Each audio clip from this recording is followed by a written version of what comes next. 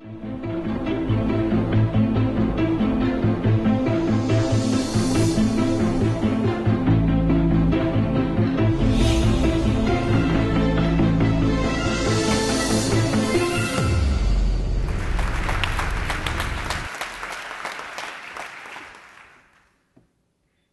Texas. 6 years ago, while I was living in Dhaka, Bangladesh, I quickly learned that if you wanted to give cash to the beggars that you saw around you, it was pretty challenging because a lot of that went to corrupt begging rings. I knew that if I wanted to give to the many that surrounded me every day, I would have to get creative. So I started to bring these individually wrapped packets of biscuits. At this main intersection on my way to work every day, I would be swarmed by children in my rickshaw wanting these packets of biscuits. It became a daily ritual for me. This one day, I was giving my last packet of my biscuits to this little boy about this high. As I turned ready to leave, I felt a tugging on my pant leg.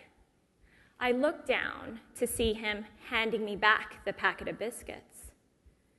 It's really tough to admit now, but in that moment, I felt angry and appalled.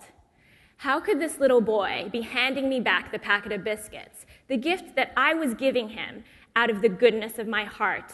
What, he didn't like that particular flavor? At that moment, he turned to reveal to me that he was missing his other arm. Without two hands, he couldn't open the packet of biscuits, and he needed my help. Had the rickshaw sped off just 5 seconds earlier, I would have left with a bad taste in my mouth, with skepticism, not just for that little boy, but for all beggars. I probably would have used the cliche, beggars can't be choosers, and use that to help me justify my anger. Saddest of all, I would have left wondering whether or not it was worth it to go out of my way to do that good deed every day. The moment still makes me tear up, less for the boy and more for myself. What was wrong with me? Why did I judge this little boy, this innocent boy, so harshly? Why was it that such a small moment had the power to shake up my belief in giving? Fast forward to today, and I've been lucky to spend the past 5 years building a company that matches nonprofits to professionals who want to volunteer their skills. I've literally surrounded myself with the most generous people, thousands of them, and in doing so, I figured out the answer to my question. While all of our volunteers are amazing, there are a few that really stand out. They're generous not just in their actions, but in their attitude. And because of that, they're exceptionally positive, happy, full of life, and free.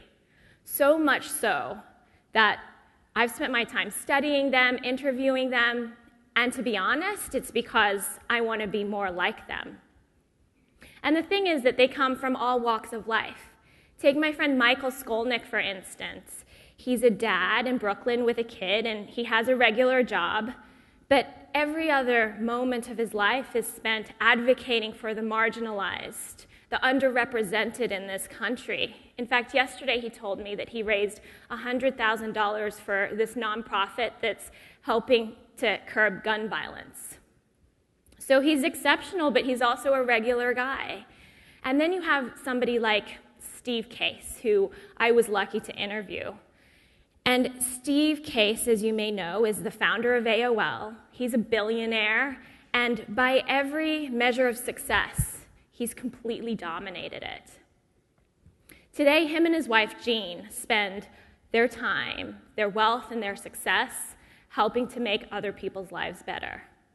But on the surface, Michael, this dad in Brooklyn, and Steve Case, this billionaire in DC, have very little in common.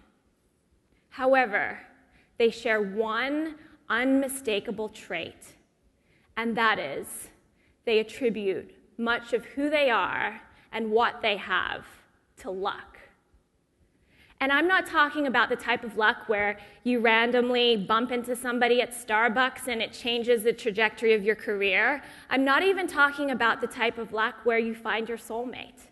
The type of luck that I'm talking about is so fundamental. It's the hand that you were dealt at birth, the parents you were born to, the place you grew up, the time you were born, that era you were born, your race, your gender, your health, a type of luck that's so basic that we hardly ever think about it, if at all. And that's the first part of the answer. Just think about it. Just reflect on all of the factors that were out of your control that set you up for a successful career, a happy marriage, a good family. Because by simply reflecting on that, I bet you your perspective will change. And that's the second part of the answer. When you realize that much of who you are came from luck, well, you also realize that others, the homeless person on the street, the drug addict, the incarcerated, well, they too were dealt a hand that they could not help. And it's when you see that, it's that moment where empathy comes from. It's what Michael and Steve have every day. And for the rest of us, most of us, we have to practice it. So when you're angry or upset because somebody that you bumped into said or did something that came across as mean, cruel, or rude, instead of reacting, pause. Perhaps there are factors that you couldn't see that affected that behavior. And in that pause, that's when you have the power to better empathize with others. Looking back, I realize the day that the little boy handed me that packet of biscuits and I got really angry, I realized what was wrong with me. I lacked perspective and I lacked empathy. But I know that in that moment, if I had gratitude in my heart, I wouldn't have had to see that the little boy was missing his other arm, for me to have sped off in that rickshaw with a smile on my face.